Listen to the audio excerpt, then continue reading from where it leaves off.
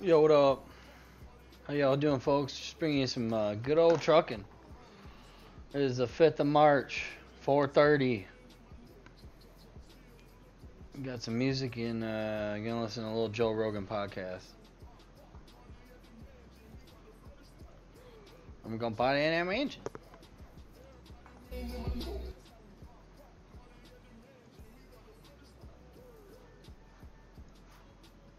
If you have rules that are based on a global policy, that means American citizens who are abiding by all of the laws of our country are being restricted from engaging in public discourse because you've monopolized it. Can I counter that, though?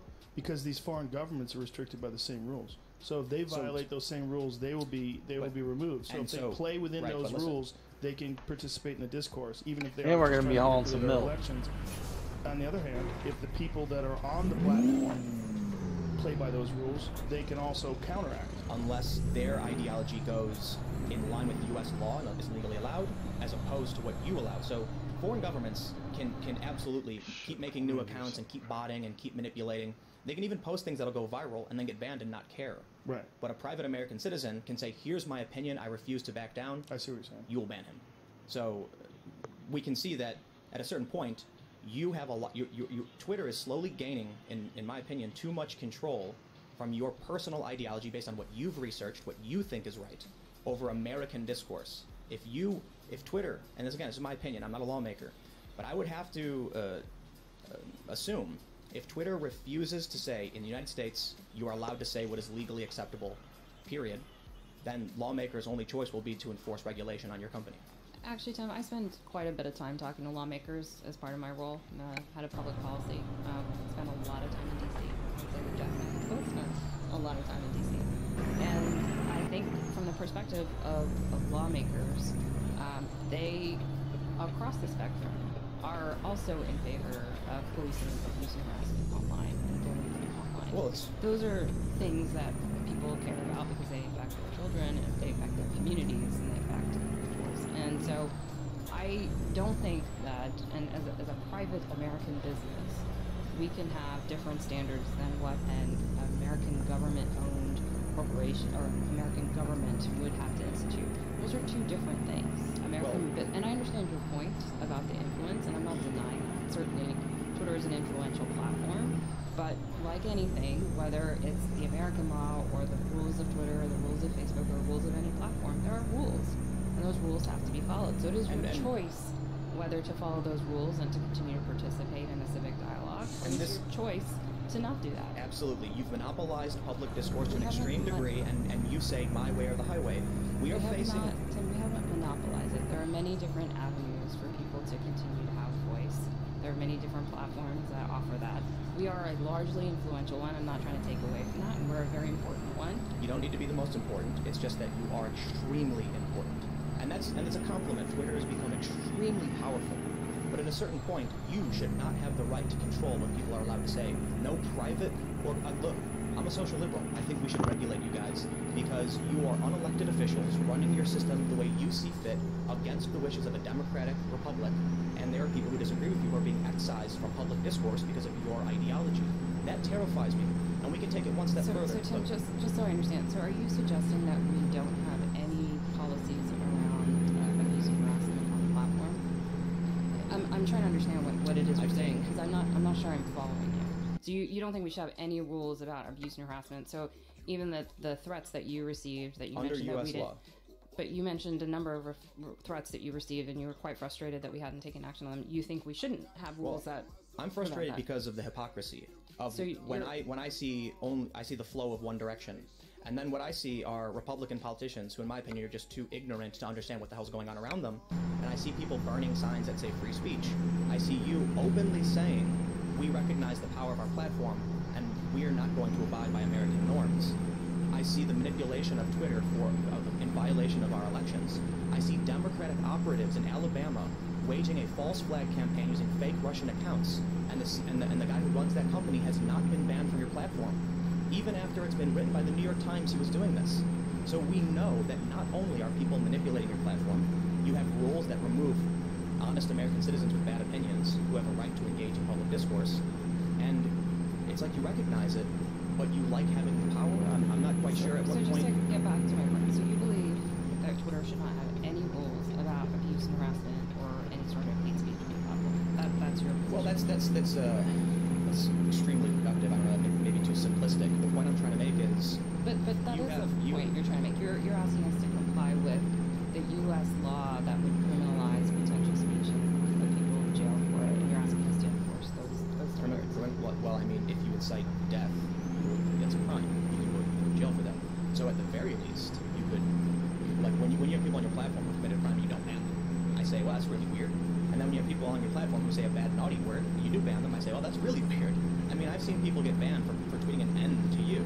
I understand what they're trying to do when they tweet letters, but they get suspended for it, and they get a threat. You know, like you can't. Let's talk about learn to code. Wait a minute, right? what do you mean by that?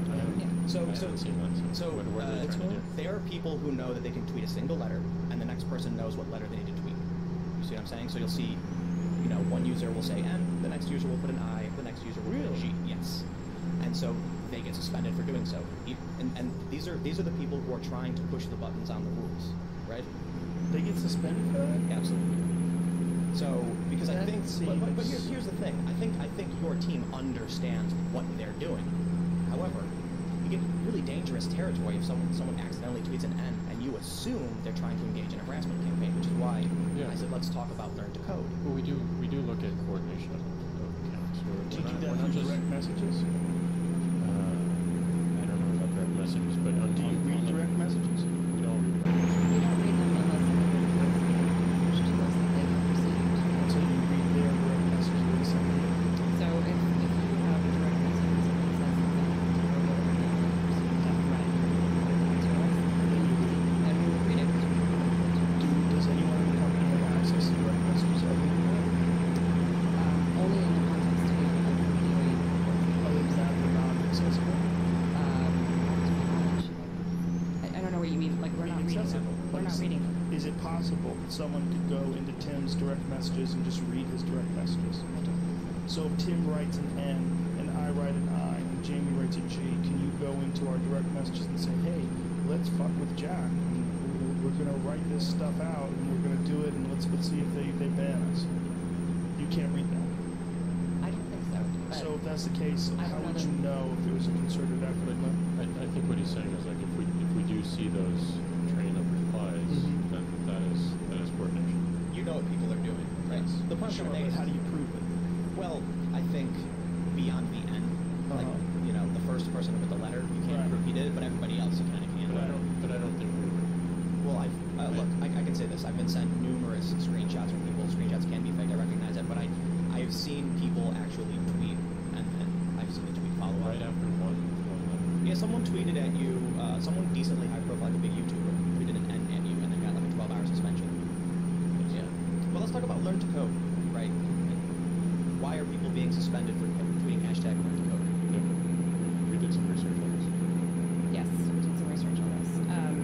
So there was a situation, I guess about a month ago or so, where a number of journalists were receiving a variety of tweets, some containing learn to code, some containing a bunch of other coded language that was wishes of harm.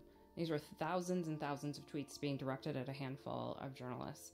And we did some research, and what we found was a number of the accounts that were engaging in this behavior, which is tweeting at the journalists with this either learn to code or things like Day of the Rope and other coded language, were actually ban evasion accounts. That means accounts that had been previously suspended. And we also learned that there was a targeted campaign being organized off our platform to abuse and harass these journalists. That's not true.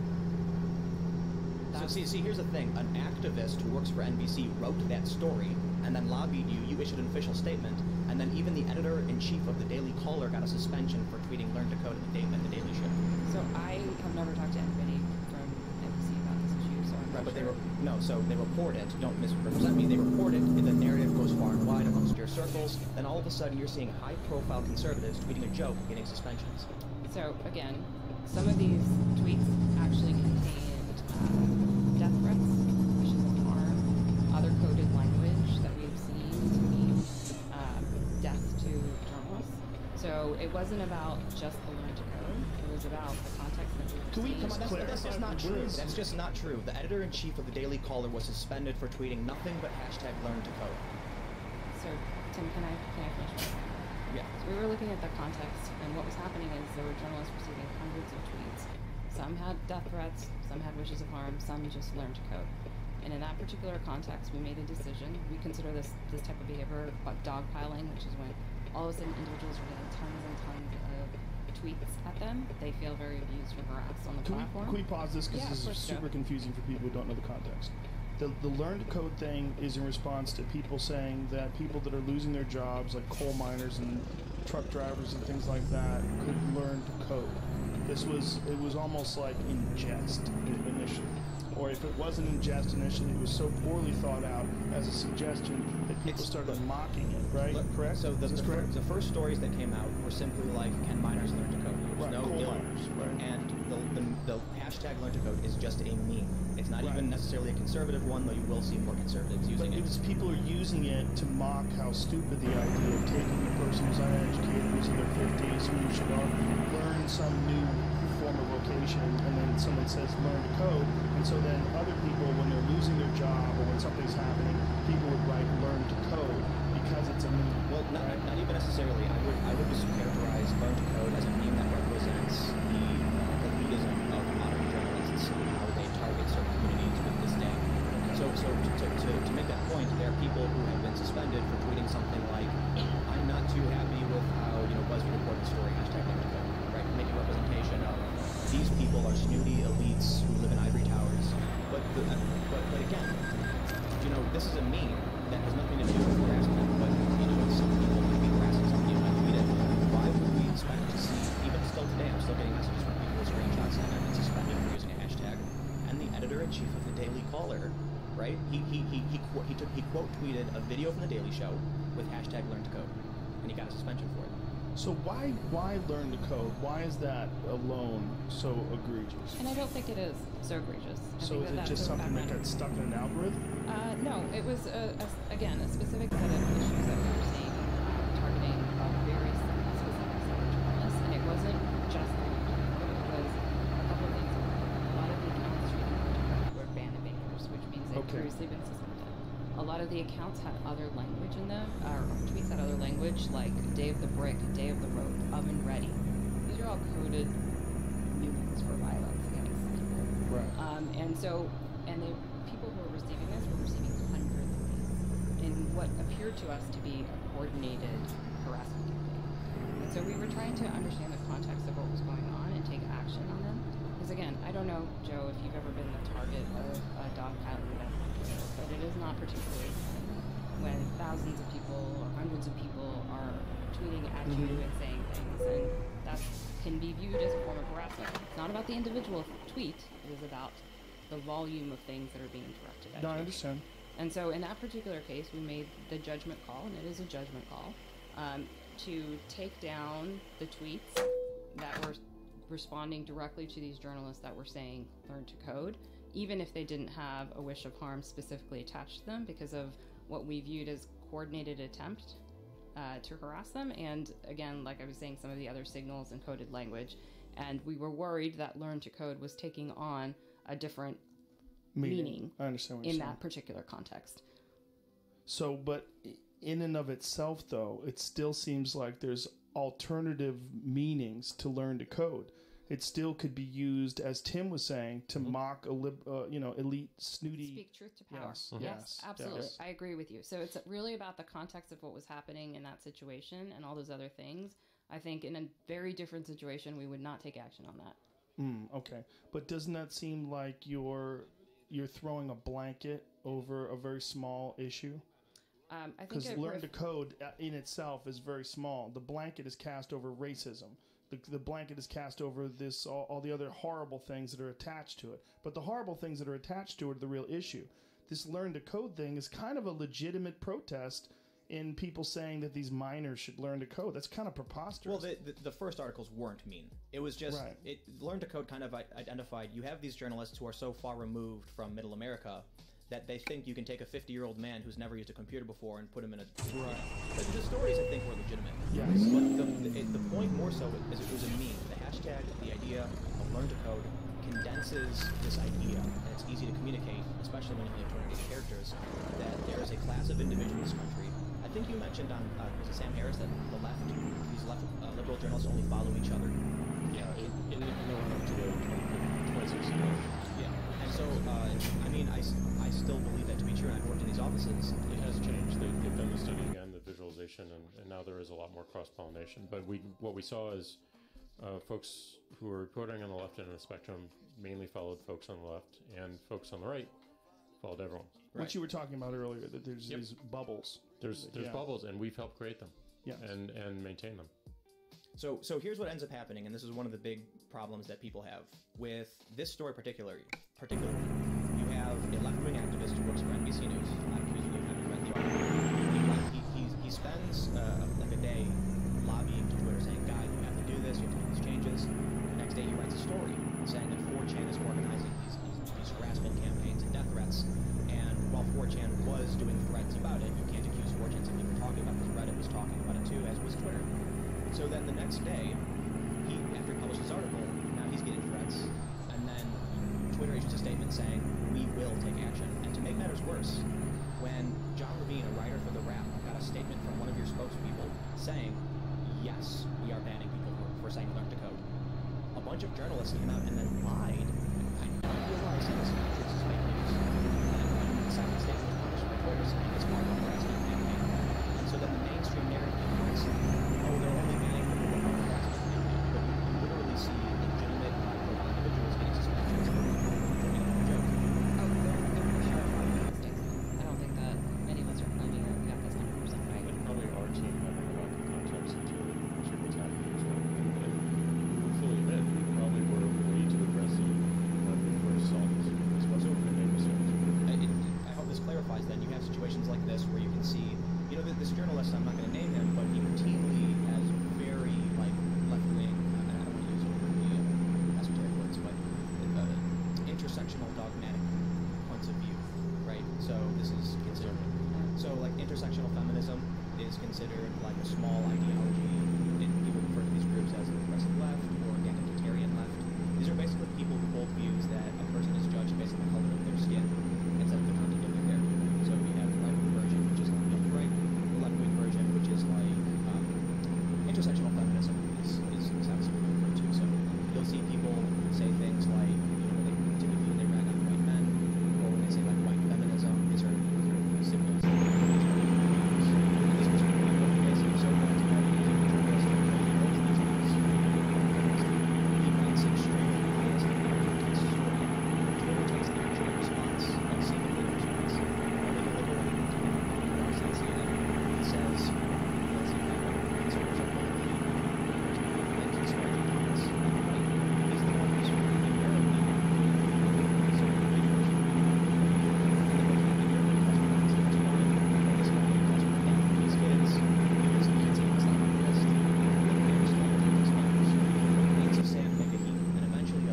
stories piling up, and people are asking why it only flows in one direction. So I gotta be honest. I'd imagine that calling for the death 3 times of any individual is a bannable offense, even without a warning. You just get rid of them. But it didn't happen, right? We see these, you know, people say men aren't women now, they get suspension. We see people say the editor-in-chief of the Daily Caller would be the best example. Hashtag Learn to Code, quoting the Daily Show, he gets a suspension. Just threatening death and inciting death is a suspension too. It feels like it's only going in one direction. I think we have a lot of work to do to explain more clearly what we're doing and certainly looking into any mistakes we may have made. So would you guys agree that in tech, I think we can all agree this, I would hope, tech tends to be left. Like tech companies, Facebook, Twitter, Google. I'd be willing to bet that a conservative running a social network would not have a hate speech policy. I mean, you look at Gab and you look at Minds, and Minds not even right-wing. Right, they're not right-wing at all. They're just they just staunchly support free speech. And Right. I don't think Gab is necessarily. I don't think the owner is necessarily right wing either. I don't know much about him. I think he's like a libertarian. I don't want to. I don't want to specify. I don't know enough. Yeah, but I so- know that they're when you read what they write, they're just staunchly committed to free speech. But they will stop doxing. They will do things to stop targeted harassment and doxing and things along those lines. Sometimes slowly. Admittedly. But they just want an open platform. What my point is that I think a lot of people that are on the right feel disenfranchised by these platforms and these communities. I don't know what the percentages are in terms of the number of people consuming these tools versus people who deliver, but I would imagine it's probably pretty close, isn't it?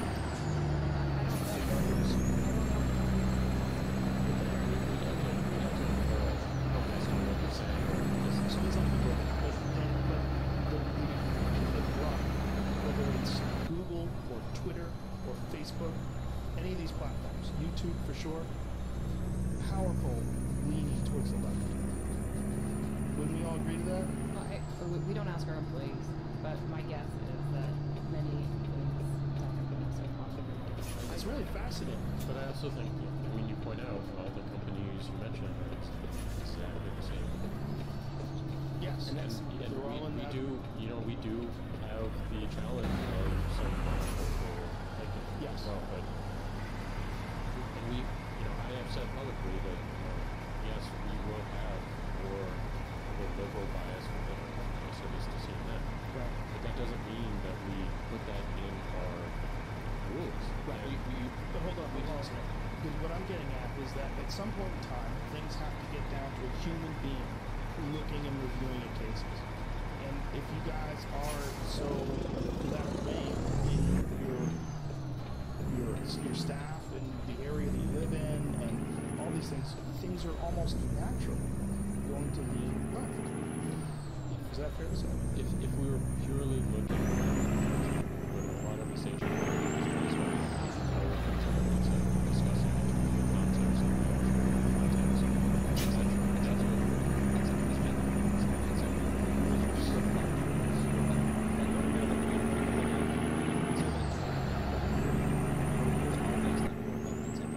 from Middle America, from St. Louis, Missouri, and I hear the point. I definitely hear the point in terms of like us putting this rule forth, but we have to balance it with the fact that people are being driven away from the platform. I hear you. And they may not disagree, they may not agree with me on that, folks from Missouri, but I think they would see some valid argument in what we're trying to do to, again, increase the opportunity for as many people as possible to talk.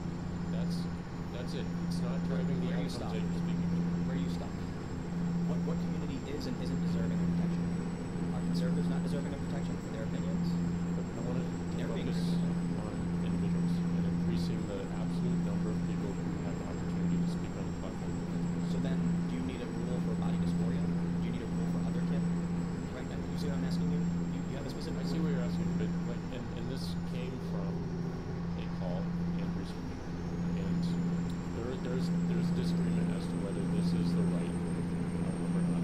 This is the right policy. And yes, our bias does influence looking in this direction. And our bias does take. Our bias does influence us putting like this in place, but is with the understanding of creating as much opportunity as possible for as many people to speak, based on the actual data that we see Right. of people leaving the platform because of experiences that they have. Why did your research stop? Our rules aren't set. I think something that just stops and doesn't evolve. We're going to constantly question. We're going to constantly get feedback from people on every end of the spectrum of any particular issue, and to make changes accordingly. And to your It credit, doesn't stop. And to your credit, I really do appreciate that the fact that you're very open about that you have made mistakes and that you're continuing to learn and grow, and that your company is reviewing these things and trying to figure out which way to go. And I think we all need to pay attention to the fact that this is a completely new road. This road did not exist 8 years. There was nothing there. That is a tremendous responsibility for any group of human beings to be in control of public discourse on a scale unprecedented in human history. And that's what we're dealing with here. This is not a small thing. And I know people that have been banned, to them, this is a matter of ideology, this is a matter of this, this is a matter of that. There's a lot of debate going on here. And this is one of the reasons why I wanted to bring you on, because Tim, because you know so much about so many of these cases, and so much because you are a journalist, and you're very aware of the implications and all the problems that maybe have slipped through my fingers. So I do want to make one thing really clear, though. I have a tremendous amount of respect and trust for you to say you want to solve this problem simply because you're sitting here right now, and these other companies aren't, right? Jack, you went on Sam Harris, you came with GANSAD, and that says to me a good faith effort to try and figure out how to do things right. So as much as I'll apologize for getting kind of angry and being emotional. I don't see you as angry. Look, we also haven't been great at explaining our team. And there's a few things going on. One, as Joe indicated, centralized global policy at scale is almost impossible. And we realize this. Different services have different answers to this. Reddit has a community-based policy where each topic, each subreddit has its own policy, and you know there's some benefit to that. So that's problem number one. We know that this very binary off or on platform isn't right, and it doesn't scale, and it ultimately goes against our key initiative of wanting to promote more healthier conversation. I just don't think that's what you're doing. I hear you. Yeah. But like, so we're not done. We're not done. We're not finished with our work, and we need to. The reason I'm going on all these podcasts and having these conversations, and ideally Vidya's getting out there more often as well, because we don't see enough and hear enough for her. We need to have these conversations so we can learn. We can get the feedback, and also pay attention to where the technology is going. Before the podcast, we talked a little bit about, and I talked about it on our previous podcast, and also Sam's, that technology today is enabling content to live forever in a way that was not possible before. You can say that everything on the internet lives forever, but it's generally not true, because any host or any connection can take it down. The blockchain changes all of that. It can actually exist forever, permanently, without anyone being able to touch it, government, company, individual. And that is a reality that we need to pay attention to and really understand our value. And I believe a lot of our value in the future, not today, again, we have a ton of work, is to take a strong stance of like, we are going to be a company that, given this entire corpus of conversation and content within the world, we're going to work to promote healthy public conversation. That's what we want. That's what we want to do. And if you disagree with it, you should be able to turn it off. And you should be able to access anything that you want, as you would with the internet. But those are technologies that are just in the formative stages and presenting new opportunities to companies like ours. And there's a ton of challenges with them, and a ton of things that we've discussed over the past hour that it doesn't solve, and maybe exacerbates, especially around things like election interference and some of the regulatory concerns that you're bringing. So there's a few issues, right? Your definition of what is or isn't healthy, right? Yes, and we want that to be public. Like, we want that. We have 4 indicators right now that we're working on with an external lab. We want other labs we want to give it up, open source, make sure that people can comment on it, that people can help us define it. We'll use that interpretation on our own algorithms and then push it, but that has to be open, that has to be transparent. Are we there today? Absolutely not. We're not there. This course of action to me looks like a Fahrenheit 451 future, where everything is so offensive, everything must be restricted. I see that's the path I see that you're on. You want to have a healthy conversation, you want to maximize the amount of people, that means you got to cut off all the tall grass and level everything out. So if you've decided that this one rule needs to be enforced because certain things are offensive. No, but can I explain what health at least means to us in this particular case? Yeah. So like, we talked a little bit about this on the previous podcast, but like, we have 4 indicators that we're trying to define and try to understand if there's actually something there. One is shared attention. Is a conversation generally shared around the same objects, or is it disparate? So like, as we're having a conversation, the 4 of us are having a conversation, are we all focused on the same thing? Or is Joe on his phone, which you were earlier, or like whatever is going on? Because more shared attention will lead to healthier conversation. Number 2 is shared reality. Not whether something is factual, but are we sharing the same facts? Is the earth round? Is the world flat? So we yes, we can tell what facts are we sharing and what facts are we not sharing, what percentage of the conversation. So that's a second indicator. Third is receptivity. Are the participants receptive to debate and to civility and to expressing their opinion? And even if it is something that might be hurtful, are people receptive to at least look at and be empathetic and look at what's behind that? This is the one we have the most measurement around today. We can determine and predict when someone might walk away from a Twitter conversation because they feel it's toxic. I just ignore them all, basically. So, and we see that in our data, right? So and there's some conversations that you get into and you persist. And then finally is variety of perspective. Are we actually seeing the full spectrum of any topic that's being talked about? And these are not meant to be taken as individual parts, but in unison, how they play together. And we've written these out. We haven't gotten far enough in actually defining what they look like and what they mean, and we certainly haven't gotten good enough at understanding when we deploy a solution like being able to follow a hashtag. Does that impact variety of perspective to the positive? Does it impact shared reality to the negative? Whatnot. So this is how we're thinking about it. And as we think more about that, that influences our product, influences our enforcement, and influences our policy as well. What you're describing sounds wildly different to what Twitter is, right? So you have a goal for where you want to get with those metrics. Mm-hmm. So what confuses me then, when we talk about someone like Megan Murphy, who, sure, she violated your rules, but in the context of a conversation, you recognize people sometimes get heated with each other. How do you is a healthy conversation when no one is being negative? What if people are yelling at each other, being mean and insulting, misgendering them?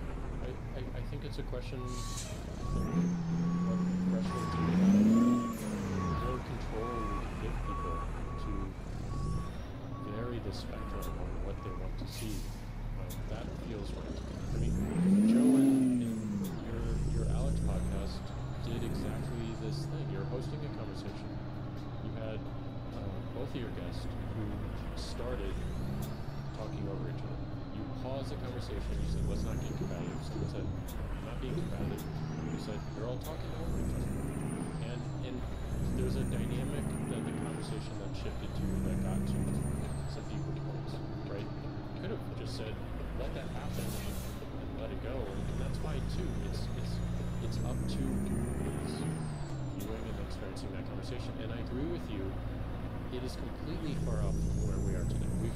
Not only have we had to address a lot of these issues that we're talking about at this table, but we've also had to turn the company around from a business standpoint. We've had to fix all of our infrastructure that's over 10 years old, and we had to go through 2 layoffs because the company was too large. So we have to prioritize our efforts, and I don't know any other way to do this than be really specific about our intentions and our aspirations and the intent and the why behind our actions, and not everyone's going to agree with it in the particular moment. So I want to point this out before I make my next statement, though, just real quick. It seems like the technology is moving faster than the culture. So I do recognize you guys are providing Artemis. How do you get to a point where you can have that open source crypto, blockchain technology that allows for freedom of speech? At the same time, the technology exists. Twitter has been replicated numerous times in different ways. Mastodon, for instance.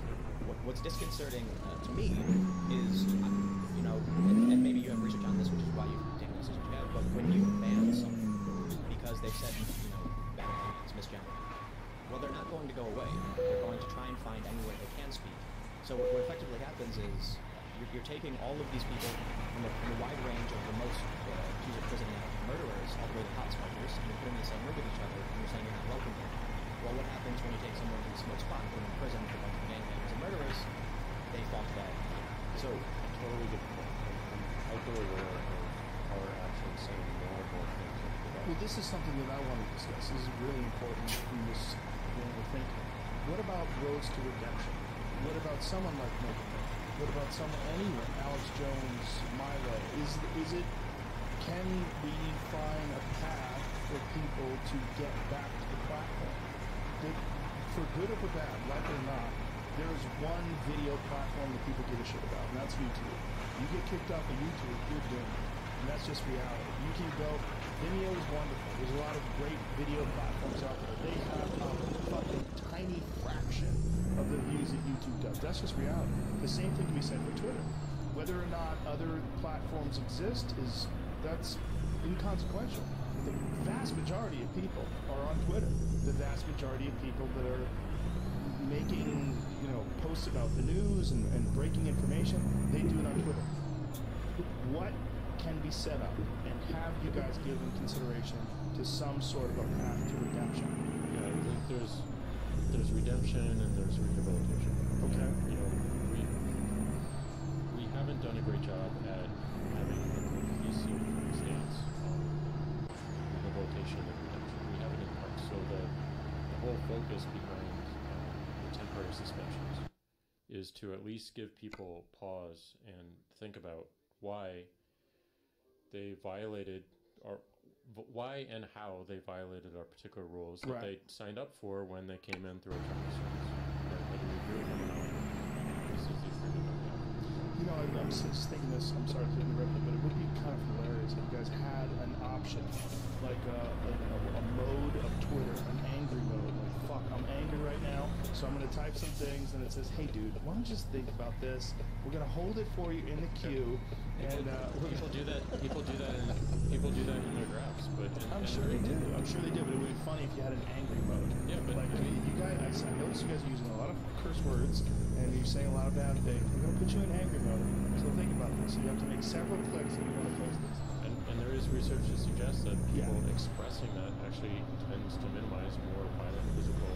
Oh, for sure. Well, everyone says that with emails. If you're in the middle of the night, someone sends you an email and you find it insulting, you're ready to type an email, and then go to sleep. Wake up in the morning like, let's say something nice. That's how I wind up interacting with these people. Like, what do you think can be done for people like, let's say Megan Murphy? She seems to be one of the, it's as easy to see her perspective as anything. What do you think can be done for her? I think you're right.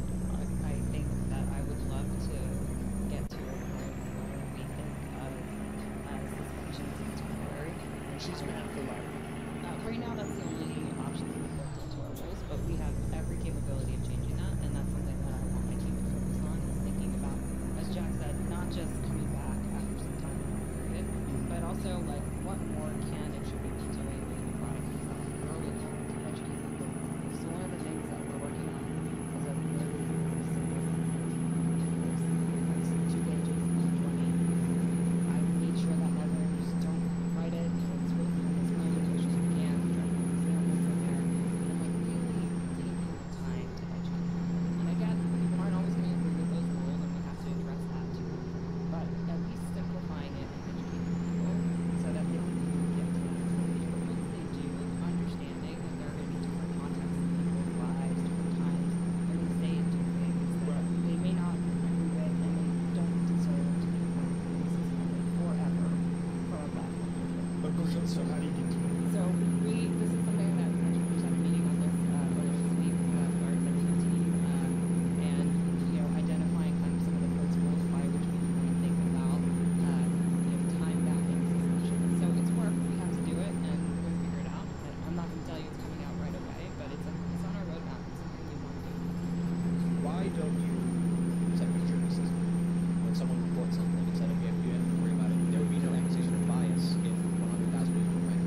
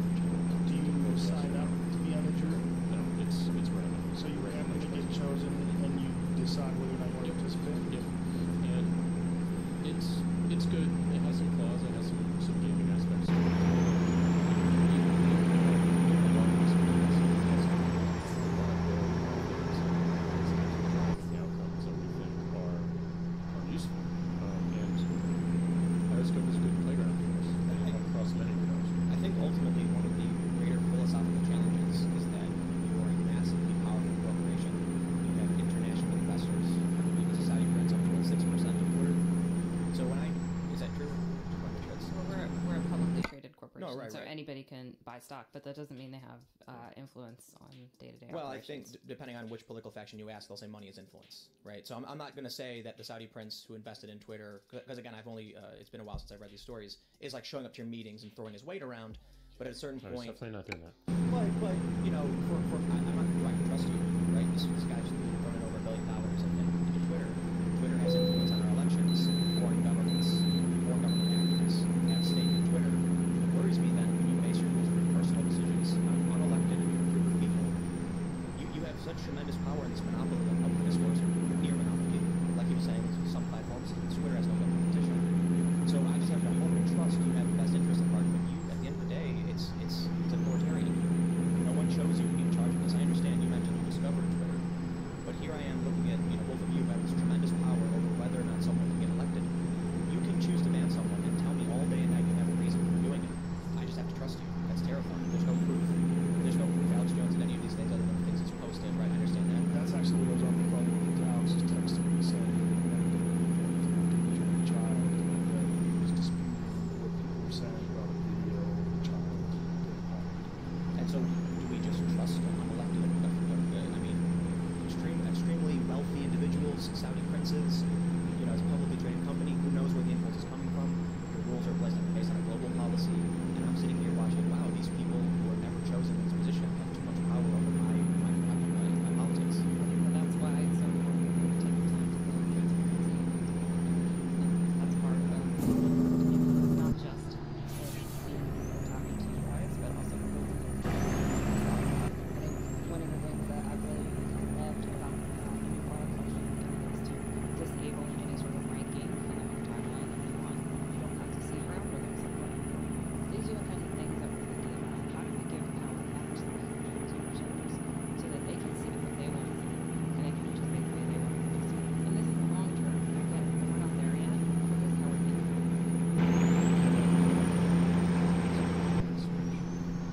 Turning all the algorithms on. What does that do? What does that look like?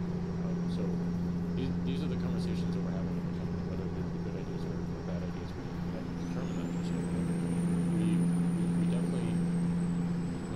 definitely understand the mistrust that people have in the company. And so corporate structure and all the variables that are associated with it, including who chooses to buy on the public market, who chooses not to.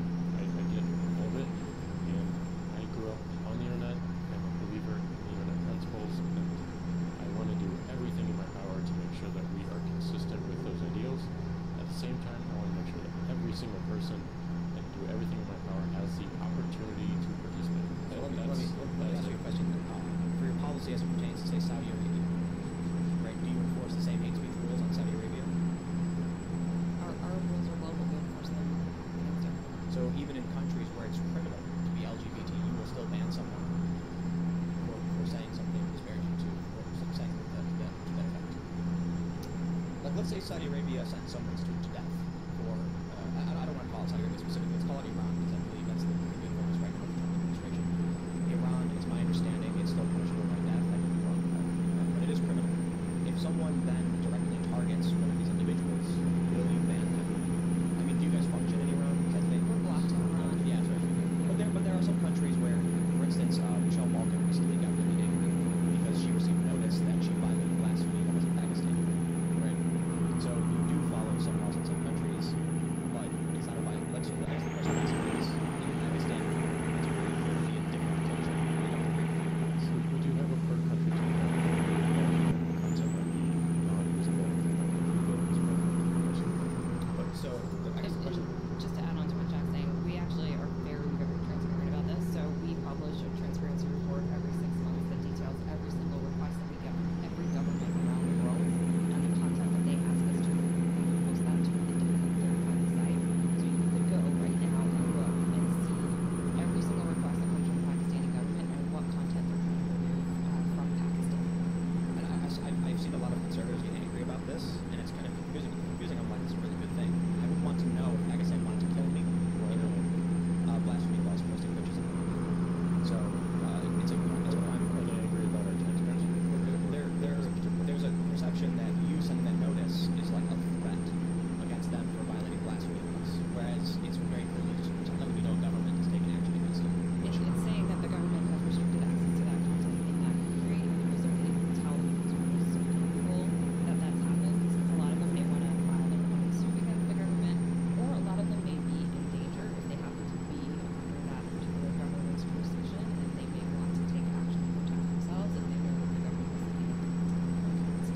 so we don't always know.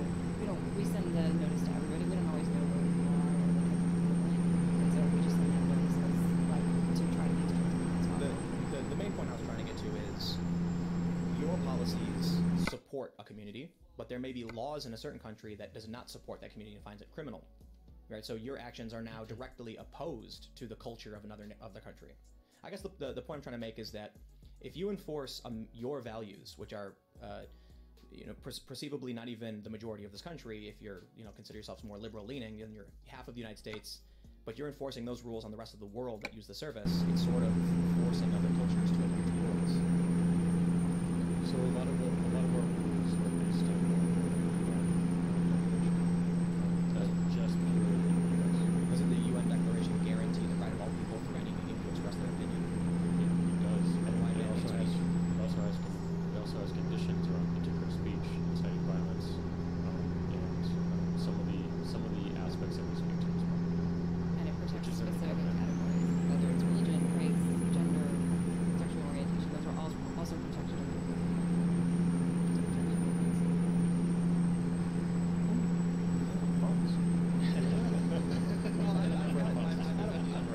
We have many more things to talk about. Don't worry. I don't want to just saying.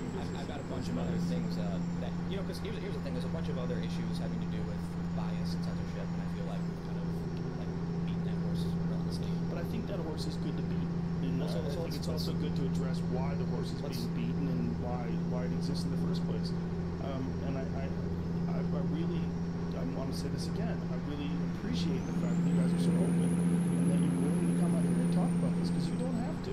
This is your decision, and especially you, Jack, after we had that first conversation and the blowback was so hard, you wanted to come and clarify this. And I think this is so important to give people a true understanding of what your intentions are versus your perceptions are. Yeah, thank you for hosting this meeting. Look, I think it's also important that the company is not just me. Yes. People in the company who are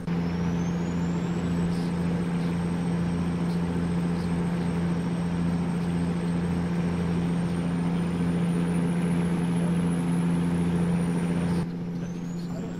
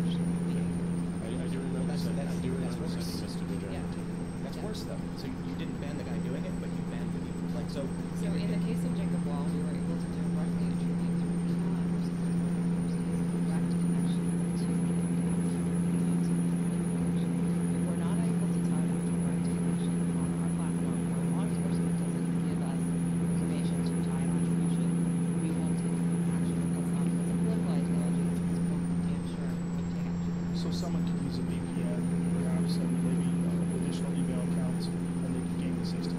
There's certainly sophisticated ways that people can do things to mask who they are and what accounts. And just the internal conversation too, just to provide more light to what happens. I got an email or a text from Rico one morning and said, "We are going to permanently suspend this particular account."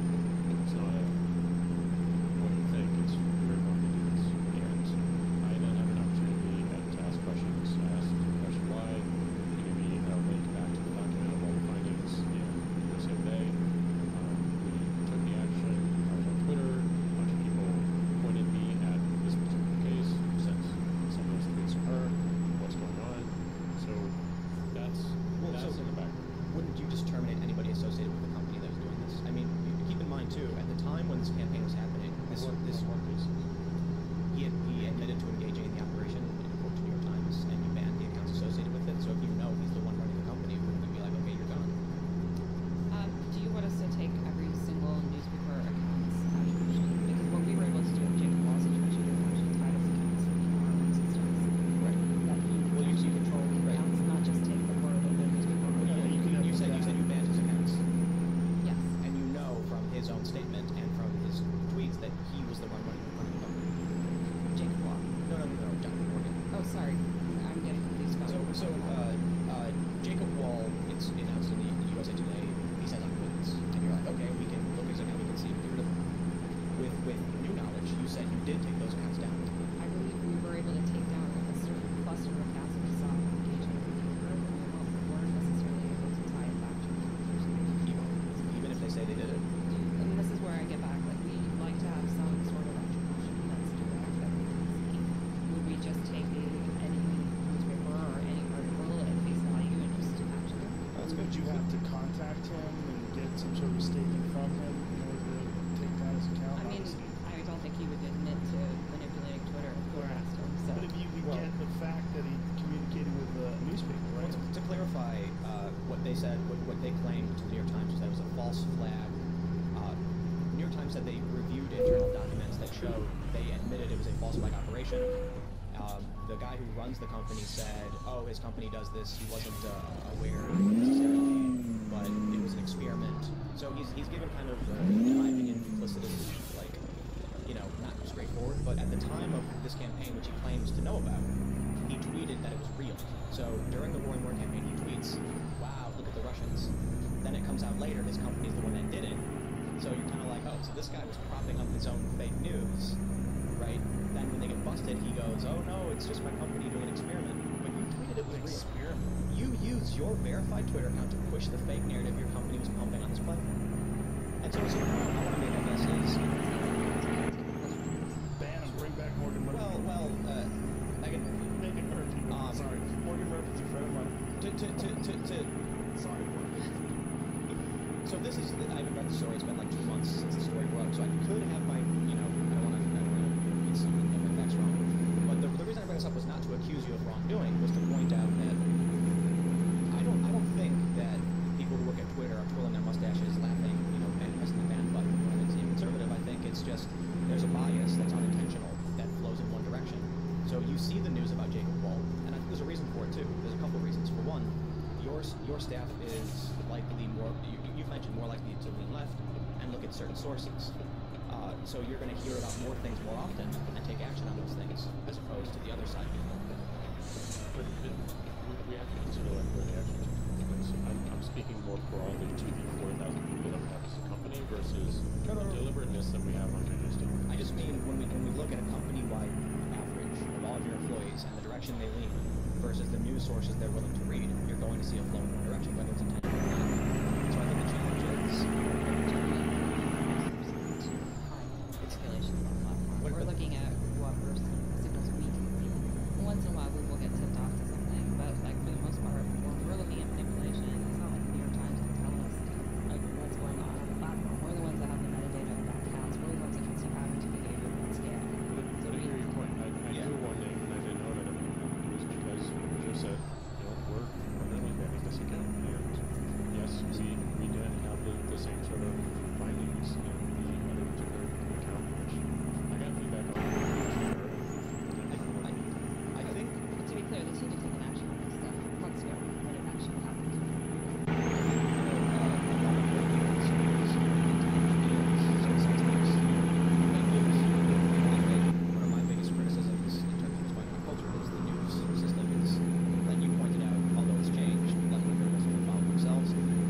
that's my experience. I work for these companies, and so they repeat the same narratives. They don't get out of the bubble. Even today, they're still in the bubble, and they're not seeing what's happening outside of it.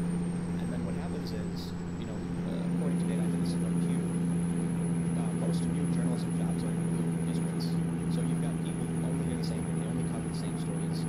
So if we hear about Justice Smollett, we hear about how stories are getting was wild, but there's like 800 instances of Trump supporters where body guys getting beaten, throughout the past couple of years. We had a guy show up to a school in Eugene, Oregon with a gun, fired 2 rounds at a cop, and smashed the patriarchy and Chilshire, and those stories don't make the headlines. So it's, when the journalists are inherently in a bubble, the information you're going to get as a big company who follows these news organizations is going to be inherently one-sided as well. And then the only action you're going to be able to take is what you know. You can't ban someone if you don't know they're doing it. I hear you. I think the biggest issue and the thing that I want to fix the most is the fact that we create and sustain and maintain these equity. Yeah. Well, you're rolling out that new feature that allows you to hide replies, right? We're testing. We're experimenting with an ability to enable people to have more control, as you would expect a host, over the conversation. And like Facebook allows that. Yeah, but I don't think they have the level of transparency that we want to put into it. So we actually want to show whether a comment was moderated and then actually allow people to see those comments. So both showing the action that this person moderated a particular comment, and you can actually see the comment itself. It's one click over, one tap over. That's how we're thinking about it. It might change in the future, but we can't do this without a level of transparency because we realize there's a growing, which is even things like the Fire Festival, where you have these organizers who were deleting every single comment, moderating every single comment that calls this thing a fraud. We can't reliably and just from a responsibility standpoint ever create a feature that enables more of that to happen. So that's how we're thinking about features. I'm going to jump right off to a different trade card here. Has law enforcement ever asked you to keep certain people on the platform even if they violate your rules?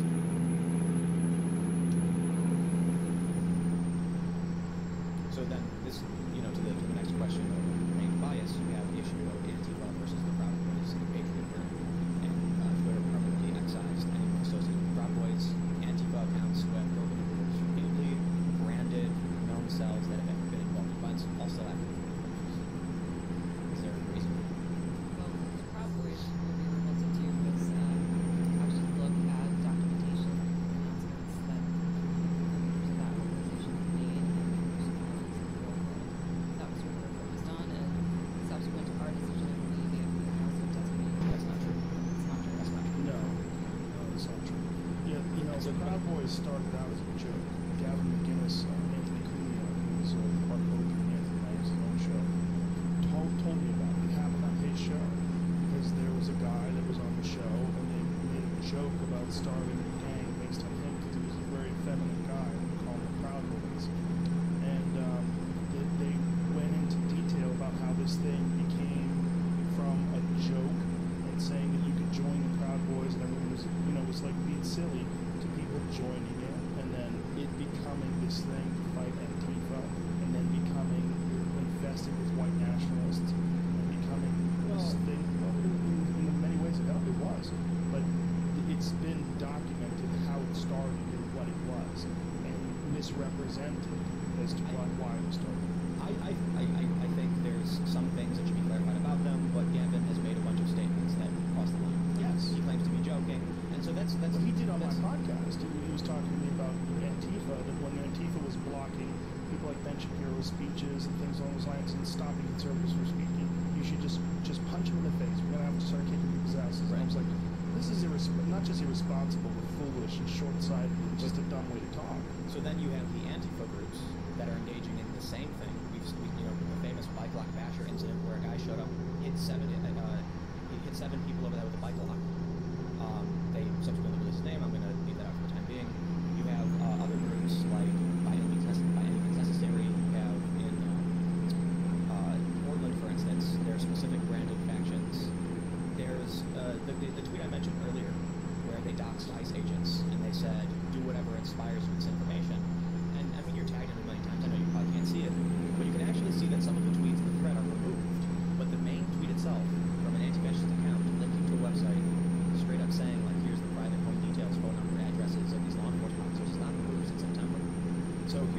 I'm seeing is, again, the point I think one of the big problems in this country is the media, because it was reported that the FBI designated Proud Boys an extremist group, but it was a misinterpretation based on a sheriff wrote a draft saying, with the FBI considers them to be extremists. The media then reported hearsay from the sheriff, and the FBI came out and said, no, we never meant to do that. That's not true. We were just concerned about violence. So the Proud Boys all get purged. And again, I think, Gavin's a different story, right? If you want to go after the individuals who are associated with that group versus the guy who goes on the show and says outrageous things and goes on Joe's show. When you have Antifa branded cells, like, what I mean by that is they have specific names, they sell merchandise, and they're the ones showing up throwing mortar shells into crowds. They're the ones showing up. I was in Boston, and there was a rally where conservatives were planning on putting on a rally. It was typically just like libertarians and conservatives. Antifa shows up with crowbars, bats, and balaclavas with weapons, threatening them. And so I have to wonder if, these people are allowed to organize on a platform. Are you concerned about that? Why aren't they being banned when they violate the rules? Absolutely concerned about that. Has the FBI designated that as a domestic terrorist? Yes. I'm sorry, Homeland Security in New Jersey has listed them under domestic terrorism. So here I understand there's a conundrum in that the general concept of anti-fascism is a loose term that means to oppose fascism. But Antifa is now, they have a flag. They've had a flag since the Soviet, Nazi Germany and the Soviet era, and they've brought it back. There are specific groups that I'm not going to mention by name that have specific names, and they sell merchandise. They've appeared in various news outlets. They've expressed their desire to use violence to suppress speech. There was Is it a centralized organization in the same way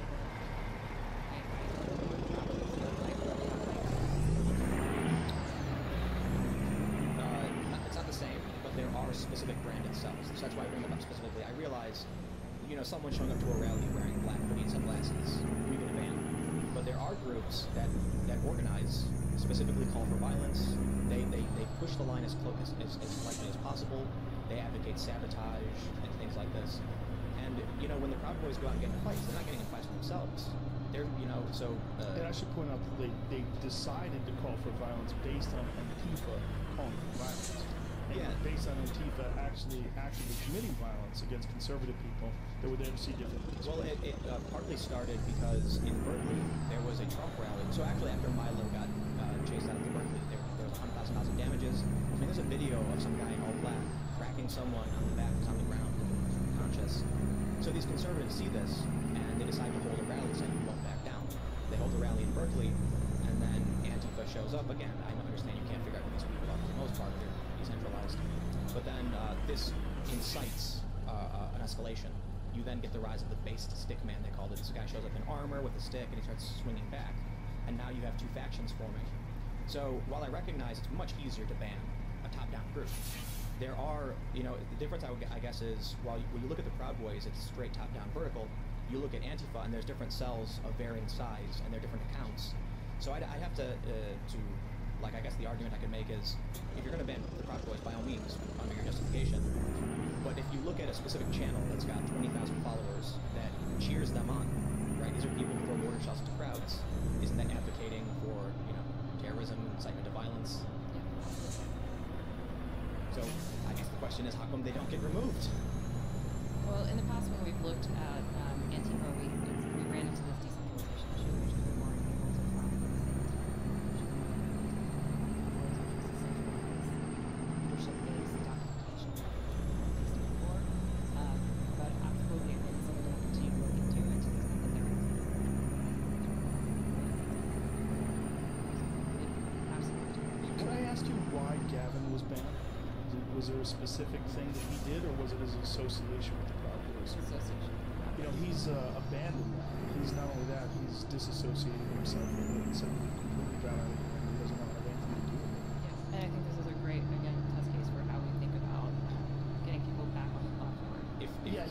He's an interesting case because he's really a provocateur and he fancies himself, sort of a punk rocker.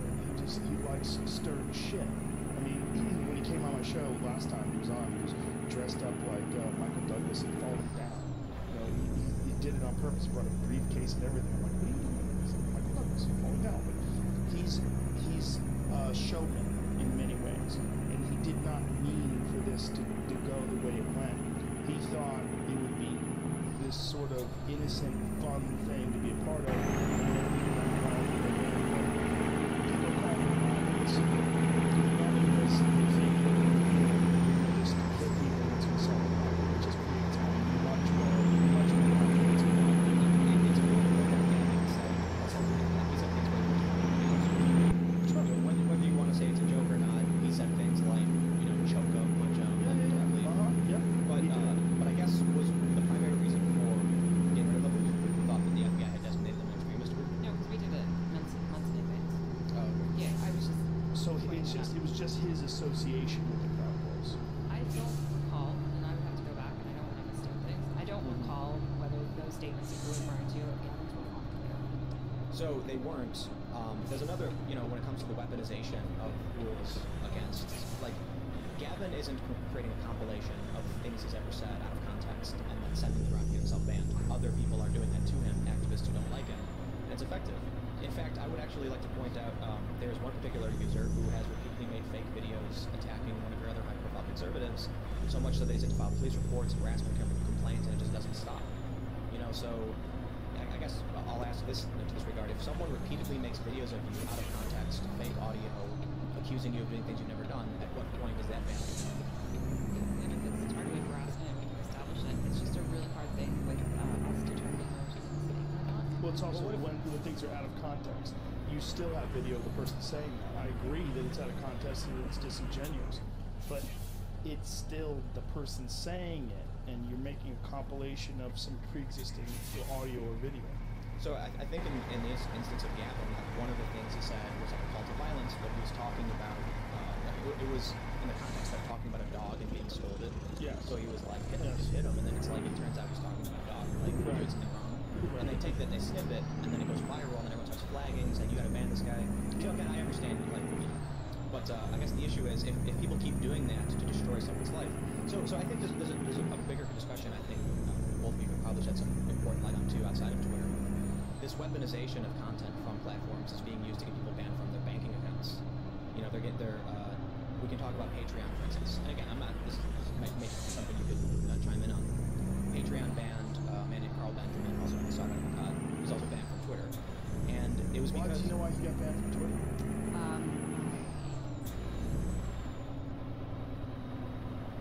That's interesting. I do have some of the details here.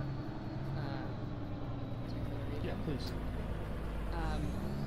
Looks like it's going to be gross. It's not stuff that I love saying, but I will say it. Want Jack to say? I should make Jack say it. He doesn't like cursing either. Let's see. I curse more than he does, I should say. First strike. Fuck white people, kill all men, die cis scum, none of the above qualify. When was that? I don't have it. I'm sorry. But he's a white guy. I mean, obviously he's joking around there. Him And saying also fuck white people. It also sounds like he's trying to make a point about your rules and how you enforce them, not actually. Possibly. Well, which Again. is also exactly why he got kicked off of Patreon. He's Exactly. Yeah. Well, I know he also posted a photo of interracial gay porn at some white nationalists to make them angry. Yes. Yeah, he's funny. Well, He's funny sometimes.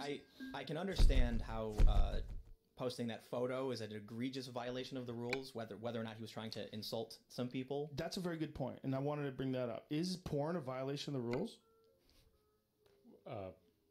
Porn generally, no. Good. Really? Good for you. Oh, so then why would because it happens in my feed all the time. I follow a couple naughty girls, and occasionally they post pictures of themselves engaging in intercourse. I'm like, yikes. So then, what else? What are the other strikes for Sargon or Carl? Let's see. There was the use of a Jewish slur. How do you use it? To a person, you traitor, Remainer, white genocide supporting Islamophile, Jewish slur lover. That should keep you going. Hashtag Hitler was right. But these aren't general opinions. These are targeted. These are targeted at somebody. That sounds like he's being like he's making a joke. Yeah, I understand. In context, it sounds like the other one. Like in context, what he's saying, particularly the fact that he's a white guy, that doesn't sound like a racial slur at all. I mean, he's saying fuck white people, and he is white. In context, again, these are tied together. Right. I always knew that person was not to be trusted. That fucking Jewish slur. Oh. So there's a lot. Like there's a bunch of very things. Specific person. He's targeting. He's being trying to be very provocative. And he's saying this about a specific Jewish person. I don't know the race of this person. I'm sorry. Right, and this is not okay, but this is not parody. This is not joking around. We didn't view it that way. I'm just telling. I'm not trying to like relitigate all this. I'm just telling you what they were, so you can. I knew he had done things that were like egregious violations of the rules because, you know, plain and simple, I didn't bring him up to, you know, go through it and try and figure out if he, but that it does sound like at least the first one was meant to be a critique of your, so. Potentially, but there are a bunch of others if you want to hear them. More than. Sure. Keep it rolling. This is, again, targeted. This is how I know one day that I'll be throwing you from a helicopter. You're the same kind of malignant cancer. Don't forget it. So there's just, it's not one thing or two things or three things. This is like a bunch of them. That's the illusions of grandeur. Imagine thinking you're going to throw someone from a helicopter. Well, he doesn't really get you in that helicopter. But admittedly, so he's on YouTube by the name of Sargon Avocado. He's a big account, and I've criticized him for being overly mean in the past, and I think it's exemplified. He definitely gets angry. But he is very different now, and I guess the reason I brought him up was he's very different now. How so? Well, a lot of the content he makes is much calmer. He's less likely to insult someone directly. He's probably recognizing that he's on his last straw. Oh, definitely. I mean, he's been kicked off of Twitter. He's on YouTube. He's probably got to mind his P's and Q's. Oh, the reason I brought him up again, but we'll move on, was that activists found a live stream from 8 months ago. Again, I totally forgot why I was bringing this up because we've moved so far away from where we were. But they pulled a clip from an hour and a half or whatever into a 2-hour live stream on a small channel that only had 2,000 views, sent it to Patreon, and then Patreon said, yep, that's a violation, and banned him outright without warning. Which, again, I understand it's different. You guys do suspensions first. But I guess the reason I was bringing it up was to talk about a few things. Why blocking isn't enough, why muting isn't enough, and if you think that it's driving people off the platform. People post my tweets on Reddit. I block them. They use a dummy account, load up my tweet, post it to Reddit, and then just spam me on Reddit. So, you know, blocking and even leaving Twitter would never do anything. Short of me shutting up, there's nothing you can do to protect me or anyone else. Look, I mean, these are exactly the conversations we're having. One, the reason why I don't think blocking and are not good is, one, I don't think we've made it powerful. It's spread all over the service. You can use it, and then you gotta go find where you actually muted these people with a profile page, and that's just, it's a disaster. It just doesn't work in the same way that it should work in the same way that follow works. It's just the inverse of it. I noticed that now I get a notification that says you can't see this tweet because you muted this person. Right. Before, I would just see a weird reply and be like, right. Oh, it's one of those. Exactly. And so there's also all this infrastructure that we have to fix, and we have to ask those to in terms of what action you took or what action someone else took to be transparent about what's happening with that. The second thing with block is really interesting. I think it's my own view is it's wholly unsatisfying because what you're doing is you're blocking someone. They get notification that you block them, which may embolden them even more, which causes others around gratification from the network. But also that person can all about it, and then look at your tweets just like a very quick because of public. So it doesn't feel as rigorous and as durable as something like making you much stronger. But I guess the challenge is, no matter what rule you put in place, people are going to harass you. If you're engaging in public discourse, you know, if I go out in the street and yell out my opinion, somebody could get in your face. If I get off Twitter because I'm sick of, I mean, look, you know, I'm sure you get it way worse than I do, especially as, you know, my profile. Probably getting it right now. Yeah, absolutely. Oh, me too. God, I can imagine. But so the only thing I can do is, look, we're not on Twitter right now. We're on Joe Rogan's podcast, and they're still going to target you on Twitter. They're still going to tweet. I guarantee we're all over Reddit. The left is probably railing at me, the right's railing at you guys. So it seems like even if you try everything in your power to make Twitter healthier and better, it's not going to change anything. I'm not sure about that.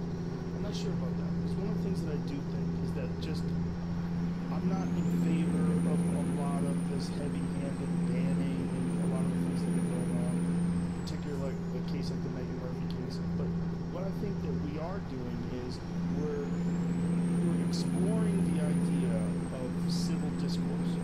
We're trying to figure out what's acceptable and what's not acceptable. And you're communicating about this on a very large scale.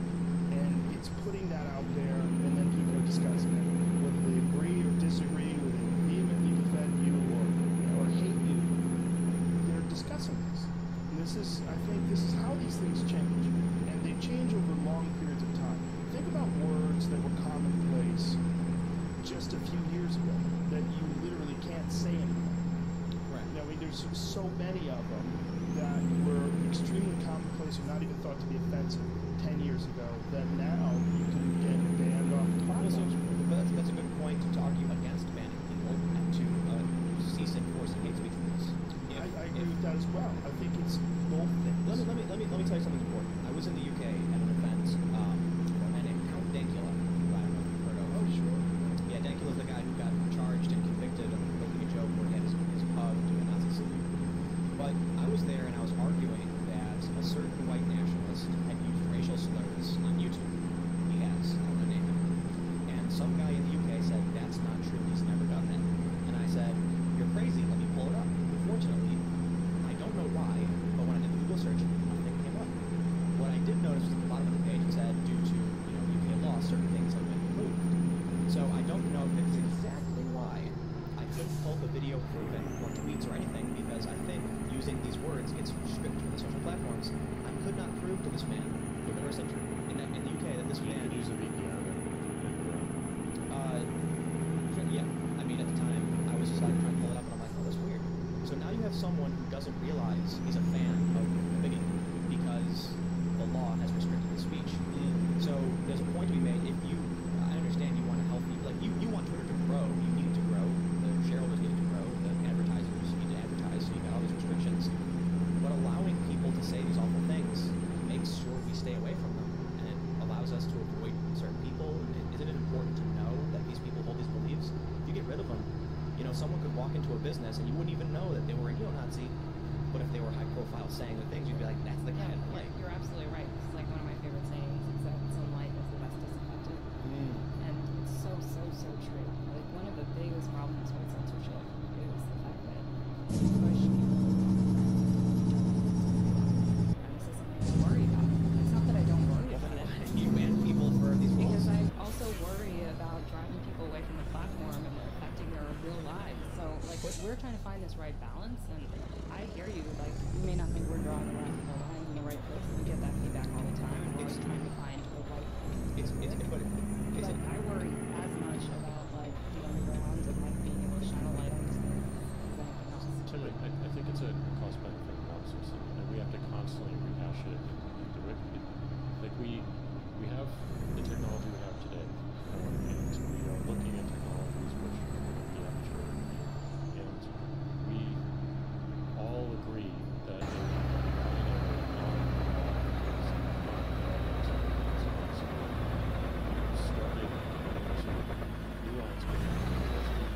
we've also started getting into nuance with the presentation of content. So, one path might have been for some of your replies for us to just remove those offensive replies completely. We don't do that. We hide it behind an interstitial to protect the original tweeter and also folks who don't want to see them. They can still see everything. They just have to do one more time. So that's one solution. Ranking is another solution. But as technology gets better and we get better at applying to it, we have a lot more optionality. Whereas we don't have that as I feel like, I'm just going to reiterate your point though. If you recognize sunlight as the best disinfectant, it's like you're chasing after a goal that can never be met. If you want to protect all speech and then you start banning certain individuals, you want to increase the amount of healthy conversations, but you're banning some people. Well, how long until this group is now offended by that group? How long until you've banned everybody? I hear you. I don't believe a permanent ban promotes health. Oh, okay. I don't believe that. But we have to work with the technologies, tools, and conditions that we have today. And evolve. I'll be right back, folks. Where we can see examples like this woman at the Westboro Baptist Church who was using Twitter every single day to spread hate against the LGBTQA community, and over time we had, I think it was 3 or 4 folks on Twitter who would engage her every single day about what she was doing, and she actually left the church. That's Megan Phelps. She's on my podcast. She's amazing. And she's now pulling her family out of that as well. And you could make the argument that if we banned that account early on, she would have never left the church. I completely hear that. We get it. It's just. Well, so let's. I just want to make sure we're advancing the conversation too, and not just going to go back. So I'll just ask you this: have you considered allowing some of these people permanently banned back on with some restrictions. Maybe you can only tweet twice per day. Maybe you can't retweet or something to that effect. I think we're very early in our thinking here, so we're open-minded to how to do this. I think we agree philosophically that permanent bans are an extreme case scenario, and it shouldn't be one of our, regularly used tools in our tool chest. So how we do that, I think, is something that we're actively talking about today. Is there a timeline that we can? So look, I think that would fix a lot of problems. You think so? Yes, I really do. Even if it, I'm just curious, are you thinking bans of a year, or 5 years, 10 years? I'm just curious, what is a reasonable ban in this kind of context? Well, I think reasonably someone should have to state their case as to why they want to be unbanned. Someone should have to have a well-measured, considerate response to what they did wrong. Do they agree with what they did wrong? Maybe perhaps saying why they don't think they did anything wrong, and you could review it from there. I think, one of the challenges is we have the benefit in English common law of hundreds of years of precedent and developing new rules and figuring out what works and doesn't. Twitter's very different.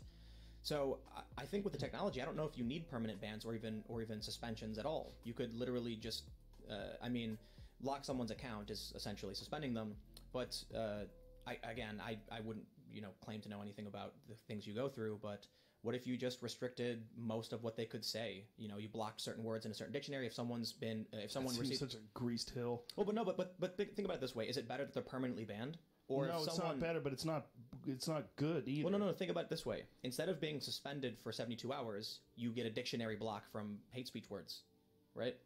Does that not make sense? But people just use coded language. This is what we see all the time. Yeah, I don't think that's a good move. What do you think about perhaps instead of what is it possible to have levels of Twitter, like a completely uncensored, unmoderated level of Twitter, and then have a rated R, and then have a PG-13? Yeah. I don't think that's a bad idea. We have those levels in place today, but you don't really see them. One, we have a not safe for work switch, which you can turn on or off. Oh, really? And not safe for work switch. I think you have it off, Joe. Do it? You think so? Just based on the other things you've said. Based on what you're seeing, you have it off. I don't even know it's there. So we have that, and then as Vijay pointed out earlier, we have the timeline. We started ranking the timeline about 3 years ago. We enable people today to turn that off completely and see the reverse cron of everything they follow. You can imagine a world where that switch has a lot more power over more of our algorithms throughout more of the surface areas. You can imagine that. So these are all the questions that are on the table. You asked about timeline, and this is a challenging one. I don't know about timeline because first we've decided that our priority right now is going to be on proactively enforcing a lot of this content, specifically around anything that impacts physical safety, like doxing. So right, but there's so many examples of what you guys not doing that. I know, but that's what we're fixing right now. That's a prioritization. But yeah, I think from your own personal perspective, we think more in terms of milestones than the particular timeline. We're going to move as fast as we can, but some of it's a function of our infrastructure, of the technology we have to bring to bear. Do you guys have conversations about trying to shift the public perception of having this left-wing bias, maybe possibly addressing it? Yeah, well, that's what they're doing right now, right? Yeah, I went on the Sean Hannity show. We how was that? We brought ourselves before. It was Did you bring a lot of sunlight. It was short, and there weren't a lot of really tough questions, and that was the feedback as well. And yeah, I get it. Look, again, I'm from Missouri. My dad is a Republican. He listened to Hannity. He listened to Rush Limbaugh. My mom was a Democrat, and I feel extremely fortunate that I was able to first see that spectrum, but also feel safe enough to express my own point of view. But when I go on someone like Hannity, I'm not talking to Hannity, I'm talking to people like my dad who listen to him. Right. And I want to get across how we think, and also that our thinking evolves, and here's the challenges we're seeing, and this is our intent, this is what we're trying to protect, and we're going to make some mistakes along the way, and we're going to admit to them. We didn't admit to them in the past. We admitted to a lot more over the past 3 years. But I don't know any other way to address some of these issues. It all goes back to trust. One of our core operating principles is earning trust. How do we earn more trust? And there are people in the world who do not trust us at all, and there are some people who trust us a little bit more, but this is the thing that we want to measure. This is the thing that we want to get better at. I saw you had a conversation with, I think, Katie Herzog. No. Who was it? That was the wrong person. You had a Twitter conversation with Kara Swisher. Yeah. Wow, wrong person, but someone just got a shout out. And you know, I see that the left goes at you in the opposite direction. They want more. They want more banning. They want more, you know, restrictions. Yeah. And then it looks like the right is saying less, right? Yeah. So, I mean, in terms of solving the problem, can you tell us what that conversation was about? Do you want to summarize? Because the thing I was pointing out specifically was that you were being asked to do more in terms of controlling. Well, it wasn't just more, but to be a lot more specific about what actions we've taken to promote more health on the platform. Like, what products did we change? What policies did we introduce in the past 2 years? So she was asking questions. Every question she asked, she wanted me to be a lot more specific. And some of these things have something that is very specific. Some are directional right now because, like, we have to prioritize, you know, the direction. And I talked about, like, you know, we've decided that physical safety is going to be a priority for us. And to us, that means, like, being a whole lot more proactive around things like doxing. So 2 suggestions, I guess. I'm not going to imply that you have unlimited funding, but we did mention the peer review. We don't. Right. And you had you mentioned earlier layoffs and retraction. Peer review, which we mentioned, but have you just considered opening an office, even a small one, for trust and safety in an area that's not predominantly blue, so that at least you have, like, you can have some pushback and what does learn to code mean, and then they could tell you. Absolutely. So that's great feedback. And just so you know, the trust and safety team is also a global team, and the enforcement team is a global team. So it's not like people from California who are looking at everything making decisions. They're global. Now, I hear your point about who trains them and the materials they have and all of that, and, like, we have to think about that. And that's one thing that Jack has really been pushing us to think about, is how do we decentralize our workforce, because out of San Francisco. Out of San Francisco in particular. So this is something he's very focused on. What about publishing evidence of wrongdoing in a banning? So when people say, you know, what did Alex Jones really do? Maybe a lot of people didn't realize what you saw. And again, it's an issue of trust. Yeah, I love this, Tim. I'm a lawyer, so by training, we're thinking of doing something we call case studies, but essentially, like, this is our case law. This is what we use. And so high profile cases people ask us about, like, to actually publish this so that we can go through, you know, tweet by tweet, just like this, because I think a lot of people just don't understand and they don't believe us when we're saying these things. So to put that out there so people can see, and again, they may disagree with the calls that we're making, but we at least want them to see why we're making these calls. I think, and that I do want to do. I want to at least start that by the end of this year. So I think, you know, ultimately my main criticism stands that I don't see a solution to, in that Twitter is an unelected, you know, unaccountable, as far as I'm concerned, when it comes to public discourse. You have rules that are very clearly at odds, as we discussed. I don't see a solution to that, and I think, in my opinion, we can have this kind of, like, we've toned things down, we've had some interesting conversations, but ultimately, unless you're willing to allow people to just speak entirely freely, you are in, we have an unelected group with a near monopoly on public discourse in many capacities, and I understand it's not everything relevant thing too. And it's, you know, what I see is you are going to dictate policy whether you realize it or not, and that's going to terrify people, and it's going to make violence happen, it's going to make things worse. You know, I hate bringing up this example on the rule for misgendering, because I understand it, and I can agree with it to a certain extent. I've, you know, nothing respect to the trans community, but I also recognize we've seen an escalation in street violence. We see a continually disenfranchised, large faction of individuals in this country. We then see only one of those factions banned. We then see a massive multinational billion-dollar corporation with private foreign investors, and it looks to me like if you know, foreign governments are trying to manipulate us, I don't see a direct solution to that problem. That you do have political views, you do enforce them, and that means that Americans who are abiding by American rule are being excised from political discourse. That's it. We do have views on the approach, and we ground this in getting as much action as possible for the largest number of people. Right. That's where it starts, and where we are today will certainly work. That is what we are trying to do. It's not, and I get that that's an ideology, but we also have to be free to experiment with certain things. Experiment with public policy, putting something out there that might look right at the time and evolving. I'm not saying this this is it, but like we look to research, we look to our experience with that on the platform, and we make a call. So if we get it wrong, we're going to admit it, and we're going to evolve. But I guess, do you understand how there are American citizens abiding by the law who have a right to speak and be involved in public discourse that you have decided not to allow to? Yeah, and I think we've discussed, like we don't see that as a win. We see that as not promoting them, ultimately. Yeah, but it's ultimately, what is your priority? Do you have it prioritized in terms of what you guys would like to change?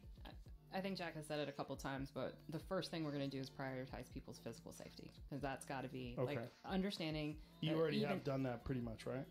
No. Need to do that more? We've prioritized it. Okay. We're doing the work. I don't think companies like ours make the link enough between online and offline ramifications. What's the main criticism? What's the main criticism, you guys? Is it censorship that you guys experience? Is it censorship? Is it banning? Like, what is it? What do you get the most? It depends on every single person has a different criticism, so I don't think there's a universal opinion. I mean, you just paint the picture.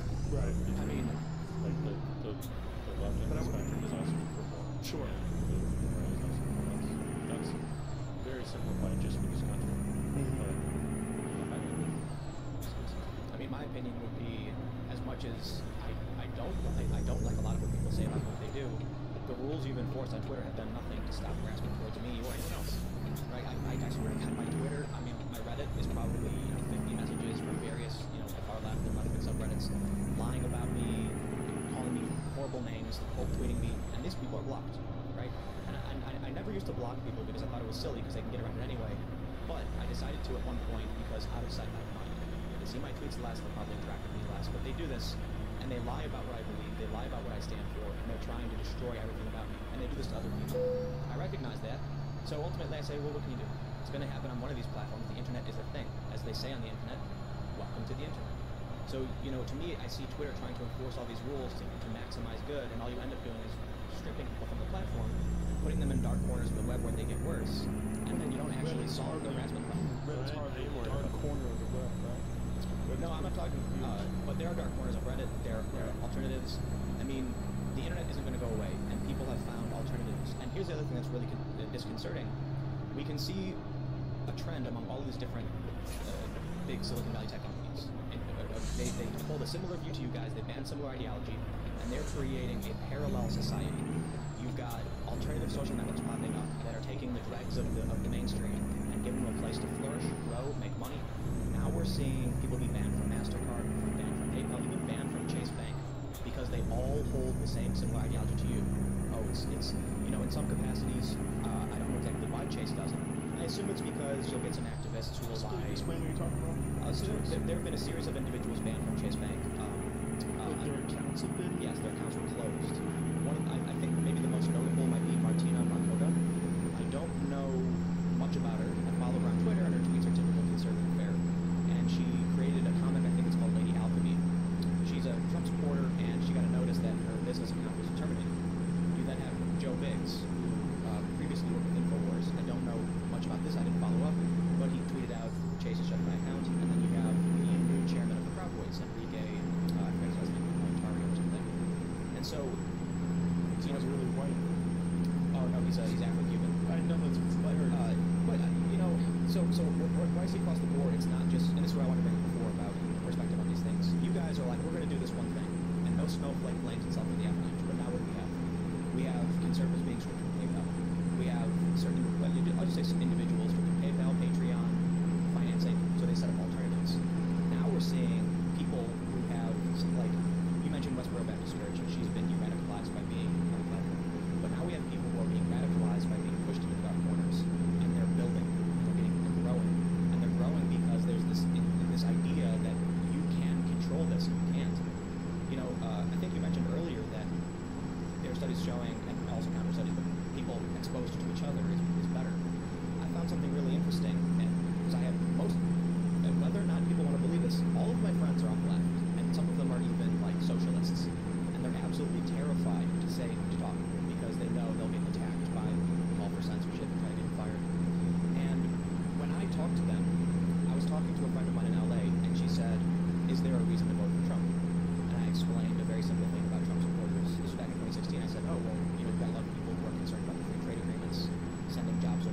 Artemis, so they don't know much about Trump, but they're going to vote for him because he's supporting that. So Bernie. And then the response is, you know that. And so you have this ever-expanding narrative that Trump supporters are, you know, Nazis, and the MAGA has the KKK hood, and a lot of this rhetoric, you know, emerges on Twitter. But when a lot of these people are getting excised, then you can't actually meet these people and see that they're actually people, and they may be mean. They may be mean people, they may be awful people, but they're still people. And even if they have bad opinions, sometimes you actually, I think in most instances, you find the right. Well, there's a part of the problem of calling for censorship and banning people in that it is sometimes effective, and that people don't want to be thought of as being racist or in support of racism or in support of nationalism or any of these horrible things. So you feel like if you support these bannings, you support positive discourse and a good society and all these different things. What you don't realize is what you're saying is that this does create these dark corners of the web, and these other social media platforms evolve and have far. I mean, when you're talking about bubbles and about these groupthink bubbles, the worst kind of groupthink bubbles is a bunch of hateful people that get together and decide they've been persecuted, instead of, like we were talking about with Megan Phelps, having an opportunity to maybe reshape their views by having discourse with people who choose to or not choose to engage with them. Well, let's think about the logical end of where this is all going. You want healthier conversation, so you're willing to get rid of some people who then feel persecuted and have no choice but to band together with others. MasterCard, Chase, Patreon, they all do it. Facebook does it. They're growing. These platforms are growing. They're getting more users. They're expanding. They're showing up in real life, and they're, you know, even if these people who are banned aren't the neo-Nazi evil, they're just regular people who have banded together. That forms a parallel finance system, a parallel economy. You've got Patreon alternatives emerging where people are saying, you know, we reject you, and now on a platform where people say the most ridiculous things.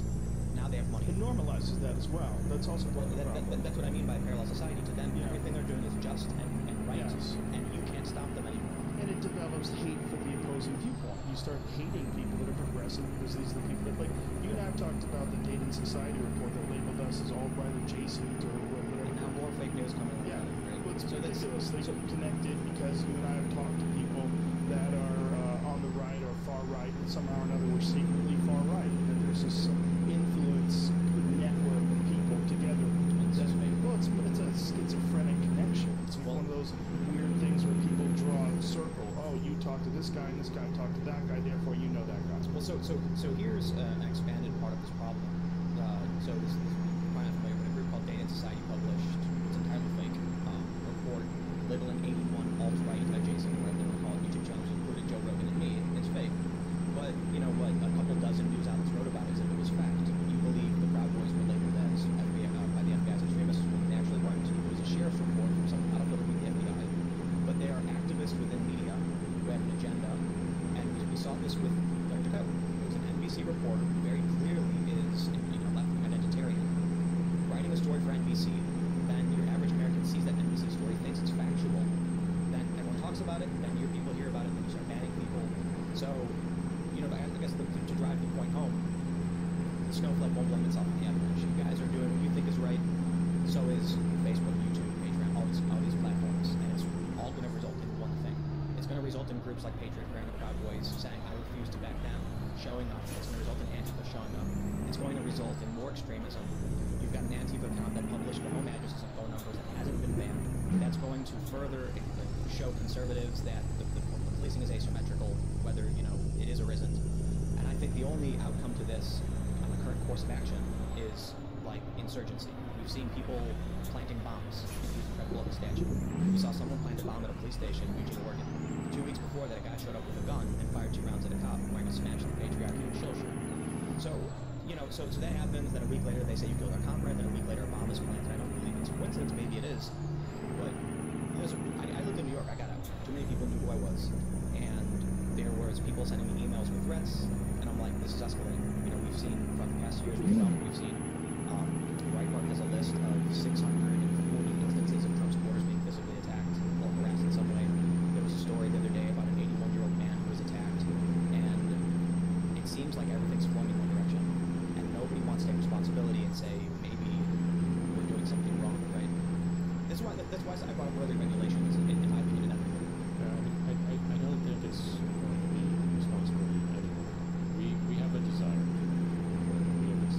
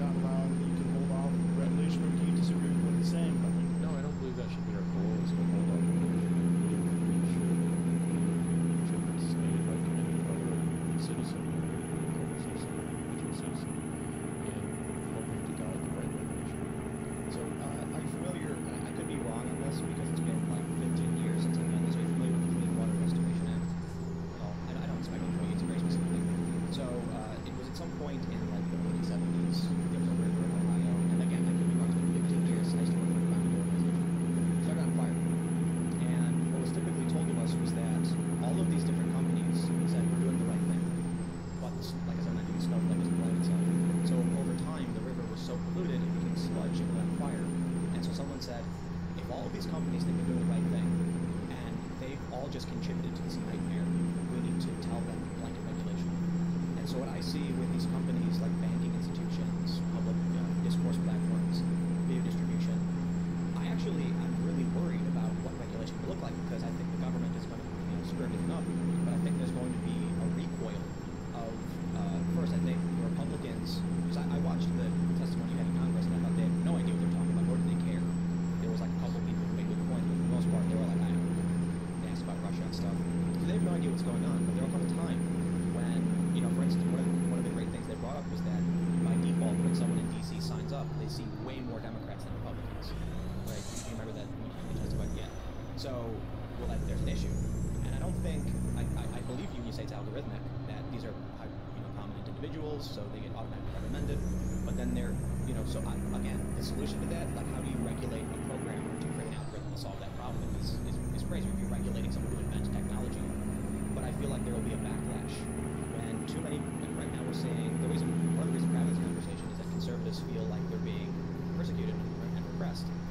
So then it's going to escalate. It's not going to stop these conversations. And so that we've been having a lot of talks about this, particularly around algorithms, and one of the things that we're really focused on is not just fairness and outcomes, but also explainability of algorithms. And I know, Jack, you love this stuff, and we're going to talk a little bit about there. Yeah, I mean, so there's two fields of research within artificial intelligence that are rather new, but I think really impactful for our industry. One is fairness and fairness and what? Fairness and machine learning. So looking at everything from what data set is fed to an algorithm, so like the training data set, all the way to how the algorithm actually behaves on that data set, making sure that it does not develop bias over the longevity of the algorithm's use case. So that's one area that we want to lead in, and been working with some of the leading researchers in the industry to do that, because the reality is a lot of this human judgment is moving algorithms. And the second issue with moving algorithms is algorithms that they can't necessarily explain the decision. So they can't explain what the decision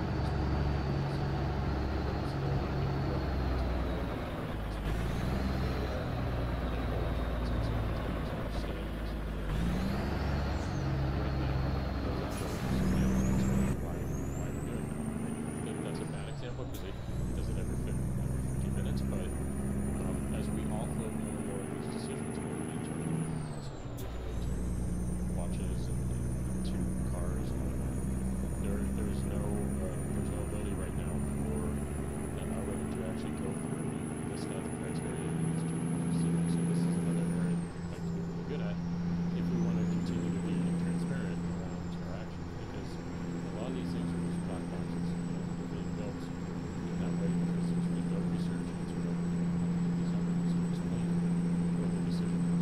That question hasn't been asked. My fear is it's technology that you need to build, but the public discourse is there.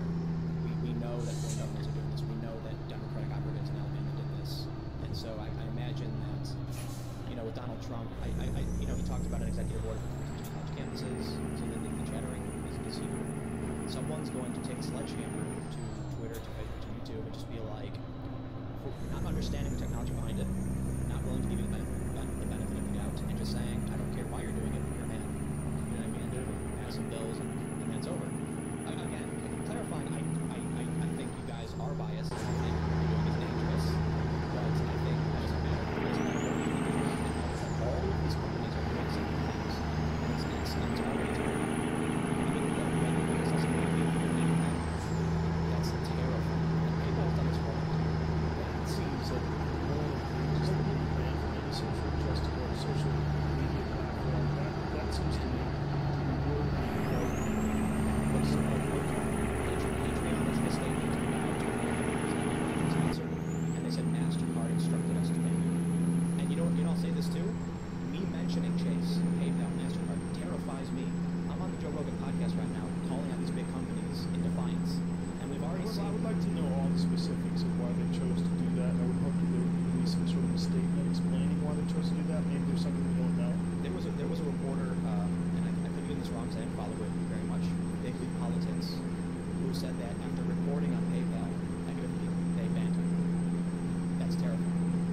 journalists reporting on it in what way? Like reporting on the saga on the COD issue? No, apparently it's a journalist. He wrote about something bad PayPal did. They think politics is conservative, and so all of a sudden he got a notification that they can't tell him why he's gone. So I see these big tech companies, I see YouTube, Facebook, Twitter, I see PayPal, MasterCard, and they're doing it. And they all say they're doing the right thing. But all of these little things they're doing are adding up to something nightmarish.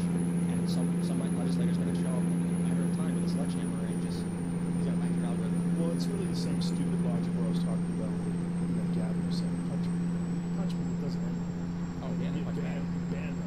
It doesn't end there. It doesn't end there. Yep. You have to realize also, Twitter is how old now? 11 years old? Almost 12 years old? 13 years old? 13 years old. 13 years old. Well, 13 years from now, they'll be out to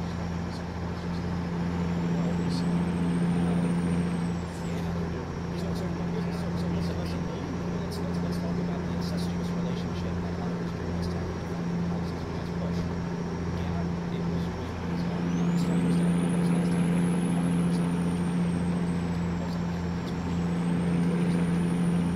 So it's a marginal increase in you don't want to absolutely exists. They say that synagogue trolls and Twitter user too. So why the media is targeting it's such a crazy submerged reality. It is. When the Guardian, I believe it was the Daily Mail called Count Dankula Nazi hate crime. Yeah, I saw that. Dude, somebody made a joke on YouTube and he's being arrested. Thank God every day they have the first one. It's a cover of news. It's going to get jobs. They're going to get fired. Look at that. You got me done for sure. Yeah, so you have, is it, let me ask you another thing. You guys take advice on this other product law center? So it's quite conservative. It's mostly lobbies various platforms to ban certain people. They advise, it's reported they advise YouTube, as is the Anti-Defamation League. Do you use them in your decision-making process, rule development? We're very aware of flaws with certain of their research, and we're very careful about who we take advice from. But do you take advice from them? I think that they have certainly reached out to our team members, but there's certainly nothing to You never take an action based on the information received from them.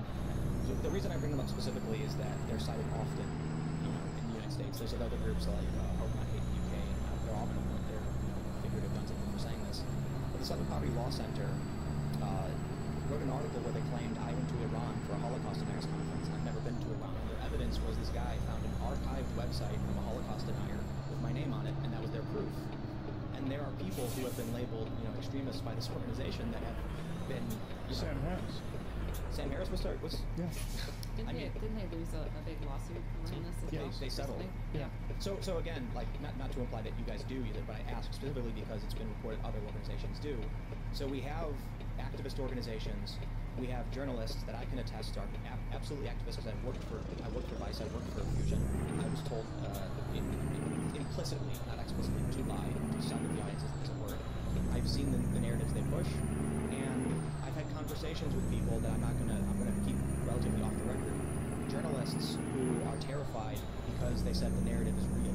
Right? One journalist in particular said that he had evidence of, essentially he had reason to believe there was wrongdoing, but if he talks about it, he could lose his job. And there was a journalist who reported to me that Data and Society admitted their report was incorrect. And now you've got organizations lobbying for terminating Joe and I because of this stuff. So this narrative persists. Then you see all the actions I mentioned before, and all the organizations saying we're doing the right thing. And I gotta say, like, we're living in I feel like we're looking at the doorway to the nightmare dystopia. I just want to clarify, like, I don't actually going around saying we're necessarily doing the right thing. We're saying why we're doing what we're doing. And Right. That's what we need to get better at, and I don't want to hide behind what we believe is like the right thing. We have to clearly rationalize why we're making the decision we're making, and more of that. That to me is the prevention from this snowflake avalanche metaphor. Well, but I think it's just obvious to point out, again, I said this before, we can have the calm conversation and I can understand you, but from where I'm sitting, you hold a vastly different ideology than I do, and you have substantially more power in controlling my government. That terrifies me. And what makes it worse is that a Saudi prince owns, at least was reported, that a Saudi prince owns a portion of that company. So I'm sitting here like just a little American, can't do anything to stop it. I'm just watching this unaccountable machine churn away, and you're just one snowflake in that avalanche. All these other companies are as well. And I'm like, well, here we go. This is going to be a ride. The avalanche has started. As Vijay said, that Saudi prince doesn't have any influence. But am I supposed to trust that? That's the issue, right? I'm not trying to insinuate he's showing up to your meetings and telling you what to do. But when someone dumps $1 billion in your company, I think it's silly to imply that they don't at least have some influence. Yeah. But regardless, and unlike the internet, within a company like ours, you don't necessarily see the protocol, you don't see the processes, and that is an area where we can do a lot much better. I guess, you know, beat it over the head a million times, beat the dead horse. I think ultimately, yeah, I get what you're doing. I think it's wrong. I think it's terrifying, and I think we're on the avalanche already. It's happened, and we're heading down to this nightmare scenario of a future where it terrifies me when I see people who claim to be supporting liberal ideology burning signs that say free speech, threatening violence against other people.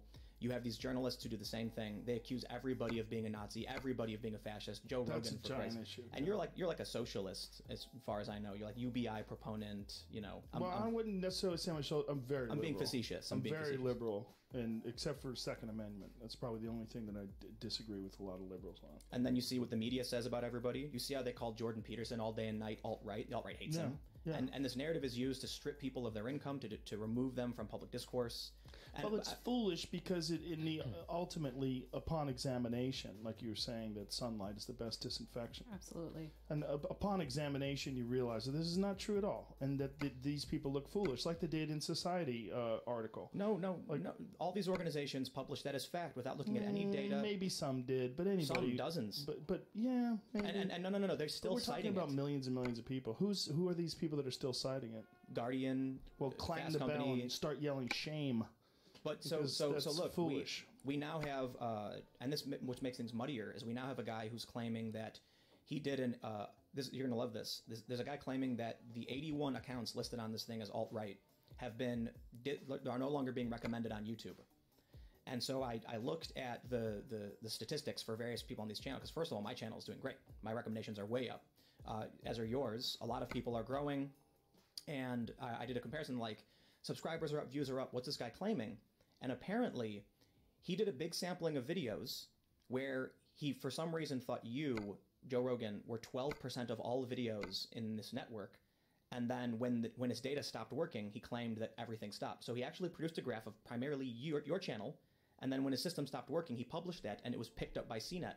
And now you have people claiming the alt-right has been banned from YouTube, and it's more fake news based off fake news based off fake news. I don't understand what you're saying. So basically, there's a guy claiming that because of Data in Society, we have been stripped of recommendations on YouTube. That YouTube. Well, I'll tell you one thing that is true, though. We don't trend.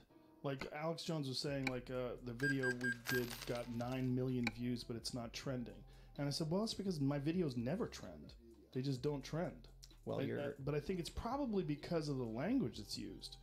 I think that's part of the issue. It's the subject matter and language. I think they have a bias against swearing and you know, extreme topics and subjects. I don't think that's true, because you've had like late night TV hosts talk about really messed up things. They don't swear. But they don't swear though. It's not a matter of, and what they talk about, whether that's messed up in comparison to what we talk about, it's probably pretty different. You know what, man? I'm fairly resigned to this future happening, no matter what we do about it. And so I bought a van, and I'm going to convert it to Jesus Christ. Well, I'm converting it to a workstation, right? You're going to be a prepper, bro. No. First of all, I will say it's hilarious to me, like, that people have Band-Aids they never use, but they don't store like at least one emergency like food supply. It's like, you never use Band-Aids. Why do you have them? But no, I do. I see this every day. It was a couple of years ago. I said, wow, I see what's happening on social media. We're going to see violence. Boom, violence happened. I said, oh, it's going to escalate. Someone's going to kill. Boom, Charlottesville happened. And it's like, there have been statements from foreign security advisors, international security experts saying we're facing down high probability of civil war. And I know it sounds crazy. It's not going to look like what you think it looks like. It may not be as extreme as it was in the 1800s. But this was, I think it was in the Atlantic, where they surveyed something like 10 different international security experts who said, based on what the platforms are doing, based on how the people are responding, one guy said it was like 90% chance, but the average was really high. Well, let's look outside of the idea of physical war, and let's look at the war of information. What we're talking about, what's happening with foreign entities invading social media platforms and trying to influence our elections and our democracy. That is a war of information. that war is already going on. If you're looking at something like data in society, that's sort of an act of war.